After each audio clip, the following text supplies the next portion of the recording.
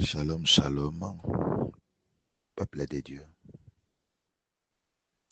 Shalom, les élus de Dieu. Je vous bénis au nom de notre Seigneur Jésus-Christ. C'est l'heure de l'édification, c'est l'heure que nous écoutons la parole de Dieu. Prions avant d'y commencer. Béni soit Père éternel et Créateur de toutes choses, pour cette grâce que tu m'as accordée, Seigneur, pour cette parole que tu as mise dans ma bouche, pour que je puisse la partager avec ton peuple. Que l'onction de la parole parle à moi, coule à moi. Au nom de Jésus, j'ai ainsi prié. Amen. Nous voulons parler d'une chose. Notre thème s'intitule le pleur. Les pleurs sont une expression de souffrance intérieure ou de douleur ou de la joie. Parce qu'on peut aussi pleurer en étant dans la joie. Cette manifestation peut varier d'une personne à une autre selon l'âge. Par exemple, les enfants pleurent facilement que les grandes personnes. Mais nous allons faire la lecture pour essayer d'évoluer, de bien comprendre l'échange, ce que nous voulons partager. Nous sommes dans Exode chapitre 2, du premier verset jusqu'au 10e verset. Nous lisons au nom de notre Seigneur Jésus-Christ. Un homme de la maison de Lévi avait pris pour femme une femme de Lévi. Cette femme devint enceinte et enfanta un fils. Elle vit qu'elle était beau et les cacha pendant 3 mois. Ne pouvant plus les cacher, elle prit une caisse de joc qu'elle induisit de bitume et de poids et elle y mit l'enfant. Elle le déposa parmi les roseaux sur les bords du fleuve. La serre de l'enfant s'éteint à quelque distance pour savoir ce qui lui arriverait. La fille de Pharaon descendit au fleuve pour se baigner et ses compagnes se promenèrent le long du fleuve. Elle aperçut la caisse au milieu des roseaux et elle envoya ses servantes pour la prendre. Elle ouvrit et vit l'enfant, c'était un petit garçon qui pleurait. Elle en eut pitié et elle dit, c'est un enfant des Hébreux. Alors la sœur de l'enfant dit à la fille de Pharaon, veux-tu que j'aille te chercher une nourrice parmi les femmes des Hébreux pour allaiter cet enfant? Va, lui répondit la fille de Pharaon, et la jeune fille alla chercher la mère de l'enfant. La fille de Pharaon lui dit, emporte cet enfant et allaite-le-moi. Je te donnerai ton salaire. Je te donnerai ton salaire. La femme a pris l'enfant et l'allaita. Quand il lui grandit, elle l'amena à la fille de Pharaon et il fit pour elle comme un fils. Elle lui donna le nom de Moïse, car, dit-elle, je l'ai retiré des eaux. C'est la parole du Seigneur. Je sais que nous avons vite compris, connaissons l'histoire. C'était en Égypte que Moïse était né. Avant sa naissance, il y avait la loi égyptienne, que Pharaon avait signé le décret royal pour tuer tous les fils des Hébreux. Il y a beaucoup de familles, avant d'y naître, tu as trouvé des lois établies, les lois établies, que dans votre famille, on n'a pas besoin des hommes parce que l'homme fait la force. D'autres familles, lorsqu'il y a un enfant, vous donnez naissance à un fils et celui-là ne restera pas. Mais je sais que cette fois-ci, au nom de Jésus-Christ, tu vas enfanter et l'enfant va vivre. Évoluons. Nous voyons que Moïse était né, on devait les cacher pour les protéger, parce que si un Égyptien le voyait, on devait le tuer. La maman devait cacher Moïse pendant 3 mois, quelque part, et ne pouvant plus les cacher, ils devaient déplacer Moïse, et ils ont fait la caisse de Joc, et qui devait déposer cette caisse, qu'ils avaient induit des bitumes et de poids. Ils ont mis l'enfant et le déposa parmi les roseaux sur les bords du fleuve.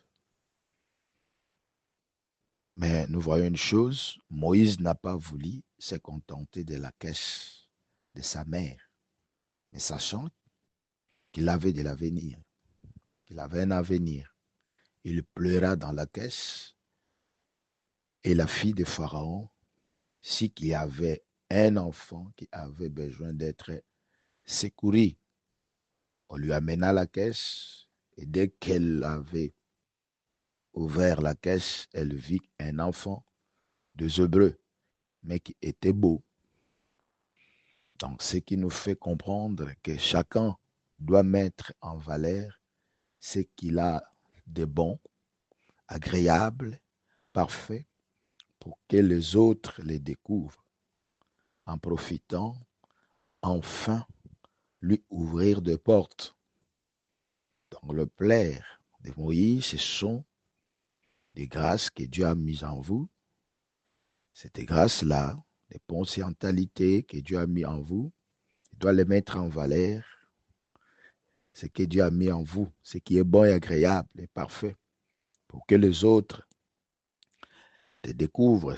Ce sont le pleurs qui ont fait que la fille de Pharaon puisse découvrir Moïse. Donc voici, mon frère, ma soeur, comment Moïse avait accédé à cette école. Crier ou faire entendre sa voix, ou sa grâce. Ne cachez pas ta grâce. Perfectionner ce que Dieu t'a donné pour que les maisons de Pharaon te reçoivent. Mon frère, ma soeur, perfectionner ta grâce pour que la maison de Pharaon te reçoive. Moïse, exposé par sa mère, pleurait parce qu'il n'acceptait pas les limites de la caisse. Ou c'est là où d'autres ont des problèmes en ce que les visions sont grandes, les projets, il y a beaucoup de projets énormes même,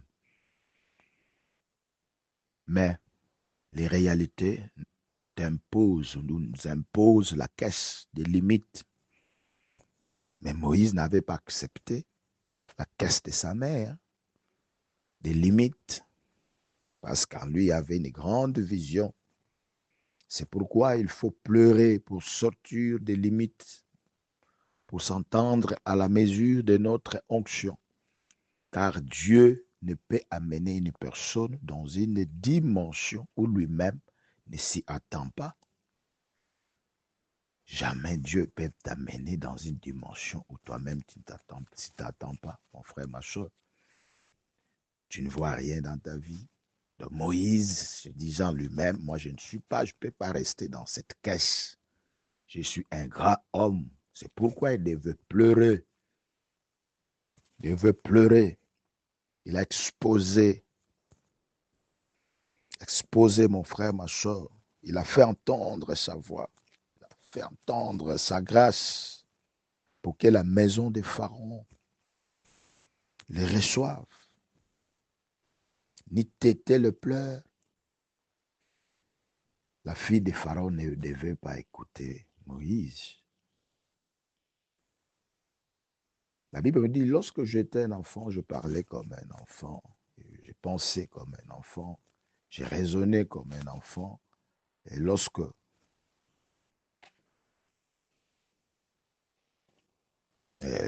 je suis devenu homme, je fais disparaître ce qui était de l'enfant. Et nous allons voir que Moïse, chez Pharaon,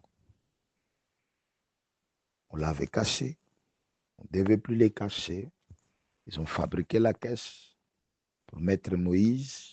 Moïse avait vite compris que lui n'est pas quelqu'un de campé qui peut vivre dans la caisse parce que c'est une grande personne. Il a fait entendre sa voix et sa grâce pour que la maison de Pharaon, pour qu'il puisse arriver dans la maison de Pharaon, c'était l'enfant de Pharaon d'abord qui devait les découvrir, mon frère, ma soeur. Et nous voyons Moïse chez Pharaon.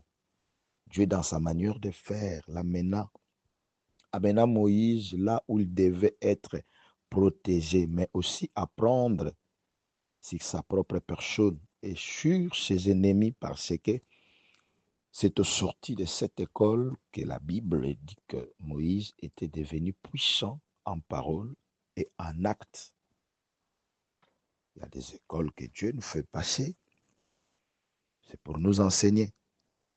C'est à la sortie de cette école que Moïse était devenu puissant en parole et en acte. C'est l'école d'autodécouverte, c'est-à-dire comprendre les fardeaux qui motivaient son existence. Est-ce que tu connais les fardeaux qui motivent ton existence? Car chacun de nous est sur cette terre est là pour un but. Ignorer cette raison d'être, c'est vivre en deçà de ses ressources, puisque Dieu nous a équipés en fonction de nos missions respectives. Dieu nous a équipés en fonction des missions, de nos missions respectives. C'est pourquoi Dieu recourt aux circonstances, au temps et enseignement pour amener l'homme à se découvrir et à s'impliquer dans sa volonté. Les éléments de cette école sont divers, peut-être des échecs, un combat ou toute autre circonstance de la vie peut motiver l'homme à cette démarche. N'eût été la loi de Pharaon, on ne devait pas cacher Moïse, on ne devait pas aussi aller les déposer dans les roseaux pour être découvert, pour qu'elle soit, pour se révèle à la fille de Pharaon. Donc parfois les échecs, les épreuves, tout ce qu'on peut vivre autour de nous, toutes ces circonstances de la vie peuvent motiver l'homme à cette démarche. David a pris conscience de son onction au travers l'ours, les lions, Goliath même, et même la jalousie de Saoul. Apparemment, lorsque Saoul s'en jalousait de David, quelque part c'est mauvais. Or, c'était une école, c'est pour que David puisse se découvrir. Donc, David a pris conscience de son onction, qu'en lui il y avait quelque chose. Comme en vous, il y a quelque chose que tu dois valoriser. Comme Moïse avait vite compris qu'en moi, il y a le pleur, je dois pleurer, je dois faire entendre la grâce qui est à moi pour que la fille de Pharaon puisse me découvrir. David a pris conscience de son onction, qu'il y avait quelque chose à lui à travers l'ours, le lion, Goliath et même la jalousie de Saul. Donc, sans un sens d'observation et de réflexion, on continuera à vivre indifférent de sa vision. Au-delà de la connaissance personnelle de la maison de Pharaon, était un lieu d'apprentissage en leadership pour Moïse. Il est vrai que notre vocation est spirituelle, mais son succès nous demande des éléments scientifiques. C'est pourquoi tous les leaders doivent aussi son succès à son ouverture d'esprit par rapport à son environnement. Soyez ouverts, mon frère, ma soeur. Tu es un grand leader. Et tu vas te découvrir lorsque tu vas mettre en valeur les potentialités que Dieu a mis en toi. C'est pourquoi il faut pleurer pour sortir des limites, pour s'entendre à la maison, à la mesure, pardon, de notre onction, car Dieu ne peut amener personne dans une dimension où lui-même ne s'y attend pas. Pleurez bien, fais découvrir la grâce qui est en toi. En toi, il y a beaucoup de choses que tu dois valoriser. Soyez bénis. C'est votre humble serviteur, l'apôtre Frédéric Bambo Kidimbo. Soyez bénis au nom de notre Seigneur Jésus-Christ. Amen.